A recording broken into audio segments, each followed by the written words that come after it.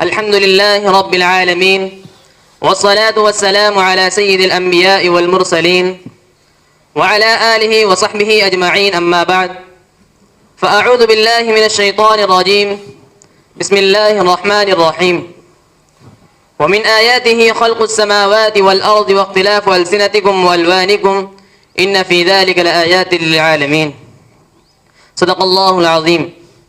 رئيس الحفل المبجل وزملائي في الدروس وأساتذة الأجلة والضيوف الكرام، إني أريد أن ألقي أمامكم خطبة عربية وجيزة حول الموضوع اللغة العربية ومكانتها، فاستمعوها بشوق ورغبة.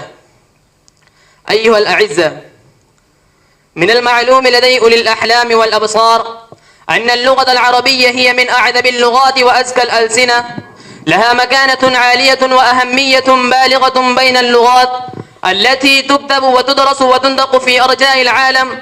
منها تفرعت جميع اللغات التي يتكلم بها أهلها شرقا وغربا وشمالا وجنوبا، وأن اللغات بأسرها لا تزال تنهل من المنهل العذب الصافي، ويرجع الفضل إلى هذه اللغة المقدسة المشرفة.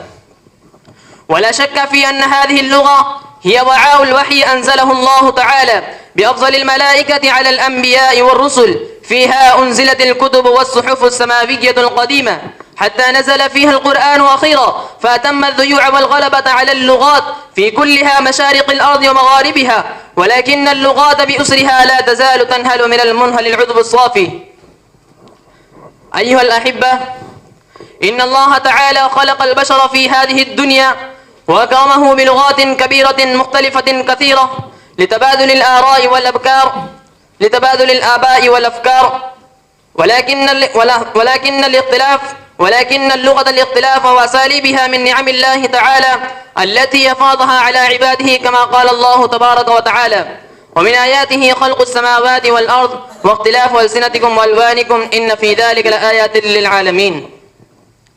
أنتم تعلمون جيدا أن جميع اللغات سواسية في أداء دورها المطلوب، سواء كانت لغة أردية أو لغة إنكليزية أو لغة ماروارية وما عداها من اللغات العالمية التي يتكلم بها ألوفا من الرجال والنساء، ولكن اللغة العربية تفوق جميع اللغات لأنها لغة أهل الجنان ولغة كريمة حافلة بتاريخ مجد الأمة الإسلامية. وهذه هي اللغة التي وعد الله بناصيتها وحفاظتها، ولكن أعداء الإسلام اليوم قد شمروا لهذه اللغة عن ساق الجد، فلا يزالون يبذلون أقصى جهودهم في إضعاف شأن اللغة العربية ومحو آثارها من وجه الأرض، وحققوا بعض أهدافهم. فلذا يجب علينا أن نفضل الإتقان في لغة القرآن وأن نعتز بها ونحرص على استخدامها قراءة وتحدثا وكتابة واستماعا. أنا أكتفي بهذه الكلمات وآخر دعوانا الحمد لله رب العالمين.